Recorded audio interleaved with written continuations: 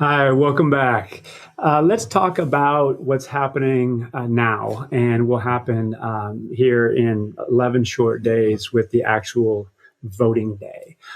It is the case where voter turnout is going to be massively important if we are truly going to have a representative democracy. And we can talk all about, what the limitations have been in certain states, but that's not the purpose of this discussion.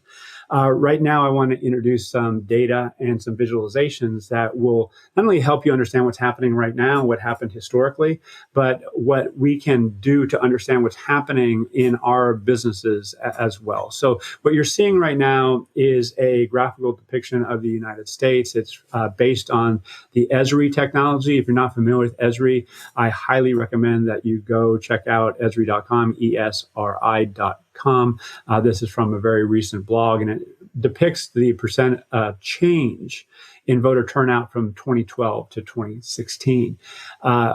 Going into the polls, as you likely recall, in many predictions had Hillary Clinton winning, in some cases by a landslide. I believe it was 538, had a 91% chance of certainty that Hillary would win, and we all know, what happened. There was arguably complacency in voter turnout, and there was also some enthusiasm among certain groups. So what's here is if you look at the graph, you can see a lot of pink, and that's where Republicans went out in a positive change from 2012 to 2016.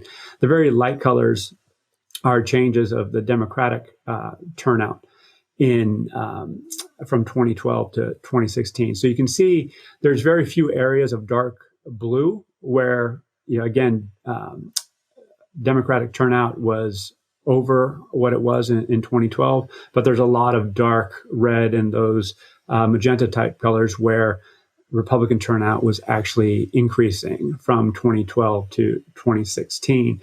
Now, if we break that down further, we can actually look at the percent of African American turnout, particularly Democratic turnout, because most Black Americans are, in fact, part of the Democratic Party. So you can see here as well that many did not show up. If you see the white and the colors, the light green that represent a negative turnout, then that obviously doesn't bode well for the candidate that they hope to get the presidency to actually get it. So if we break this down further, we can go into the Michigan area, and you can see this was exacerbated even further. So why am I showing this? Well, number one, this is relevant to all of us in America and, in fact, the world, that we have someone who actually represents the will of the people. Number two, as we try to understand what's happening with COVID, with remote work, with where talent is, the use of geospatial analysis is going to be increasing more and more.